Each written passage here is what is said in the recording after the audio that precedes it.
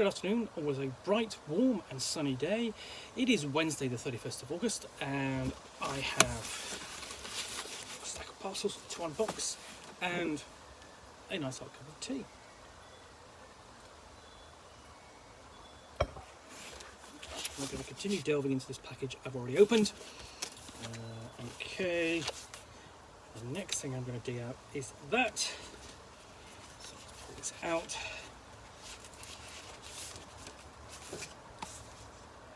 It is Green Messiah or Messiah Green for Lamentations of the Flame Princess Weird Fantasy Role-Playing.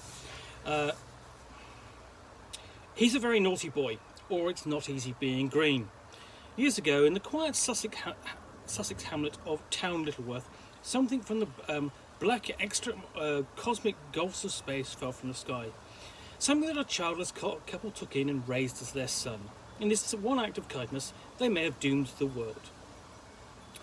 Green Messiah is a botanical adventure for use with Lamentations of the Flame Princess, weird fantasy role-playing and other traditional role-playing games. It is suitable for characters of most levels and vegetarians.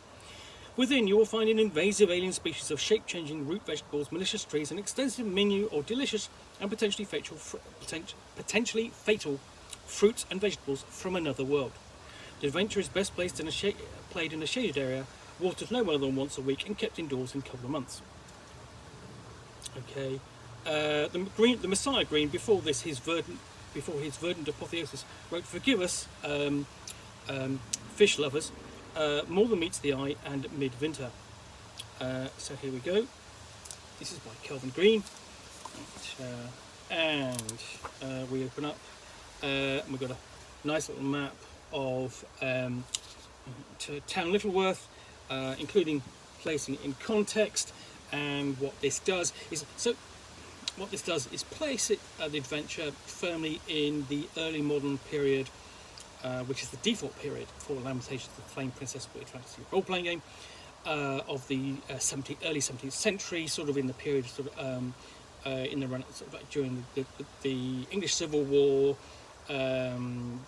before that, and also sort of during the 30 Years' War. So really, we open up with a complete description of the village and its map before we get into the adventure itself, with a nice odd little woodcut style illustration there at its frontispiece. And there we have the Green Messiah himself, and we even have a table of contents, which is quite nice for what is really just a short adventure. And then we have an explanation of what the adventure is about and how to get the players involved. So you've got multiple story hooks listed here, and then we have an explanation of the chief antagonist of the adventure, Robert Vegetal, vanquisher of worlds, the Green Messiah. So he's the big bad of the piece, and then he has at his command radixinoids, doppelganger plants that will replace you and all your friends.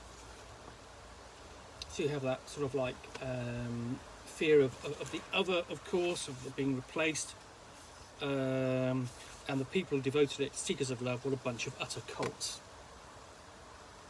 So yes, skirting the language there, and then the amusing bit, essentially, you can see where this is inspired by. We have the Men in Black of the Royal Horticultural Society. The idea that the Royal Horticultural has an armed investigative wing is highly amusing, and of course, you can see that they are done as Puritans, but clearly inspired by a certain series of films. So we have, Officer J and Officer K from Men in Black 2, and then we have Officer M and Officer H from Men in Black International. So that's an amusing touch. They are essentially, galaxy defenders, walks in shadow, good guy dresses in black, won't let you remember, and so on. And then to sort of like almost knock it back to the sort of like, excuse me, must be the plants in the book setting me a hay fever off. You have some bandits. And we've got a close, more detailed description of the town to work in the midst there. So essentially what you have is easy reference, a bit more detail there.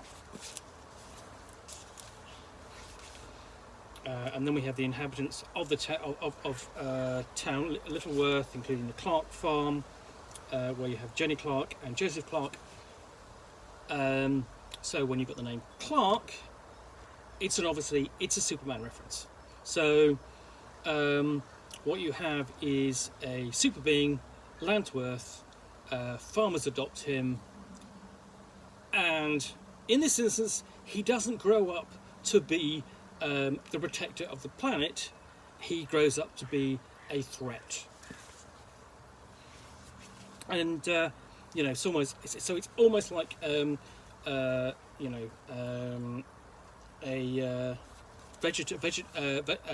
vegetational anti-Superman adventure. So we go out to the Grove, presumably that's where the Robert is literally hanging out. And even the joke we have: can you help the Flame Princess find the correct route through the maze to the Grove? There's sort of like the idea, that there'll be the author is having fun with you there, the publisher is having fun with you, and there's the great tree, which is where Robert can be found at the centre of the Grove, and the player characters have to explore the tree and climb its heights. So up from the roots, along the trunks of branches, facing fear of being replaced by these things, to get to the top of the tree and face Robert Clark himself. And then it asks the following questions: what happens if Robert is stopped? What happens if Robert is not stopped? So it does talk about the consequences, and it's not always something that a scenario does. But it does here. And then we have essentially a selection of strange fruit hanging from the tree, literally strange fruit. And we have the sort of like the Flame Princess herself trying them for effect. So you've got complete descriptions and a table, to roll on, all the way up to basically quite a lot of them, and some of their effects can be quite fatal. So we've got 20 different, essentially 20 different star fruit, if you will, or space fruit. And then what happens if if your players ask, can we play as one of those shape-changing carrot things? So what if you want to be a murderous doppelganger vegetable? Takes that into consideration. Who knows what your players are going to do, and that's what happens when they change. Inspiration, or from whence I stole all the good ideas. So it doesn't actually list Superman as the inspiration. It looks to a film called Brightburn, which is essentially about the equivalent of an evil Superman. And then we have Colour Out of Space, Invasion of the Body Snatchers, even My Neighbor Totoro, and Swamp Thing. I've got a list of names to give to NPCs and the like back there. So I do like the fact that there's an inspiration there. An appendix NPC gives all the stats at the end.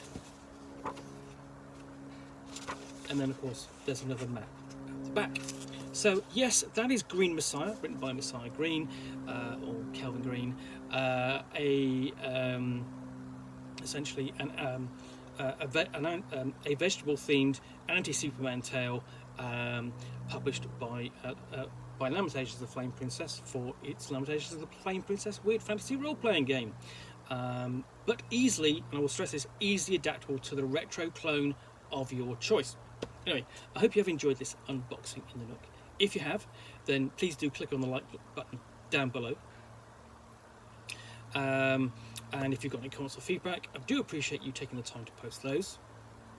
And lastly, if you want to be alerted to yet more unboxings in the Nook, where you will see me out here with a package from which I will unbox a book or game and talk about it to the best extent of my knowledge for roughly 10 minutes or so, all of course accompanied by a nice hot cup of tea, then please do hit that subscribe button down below. In the meantime, thanks again for watching, and I'll be back again soon with another unboxing in the Nook. Bye for now.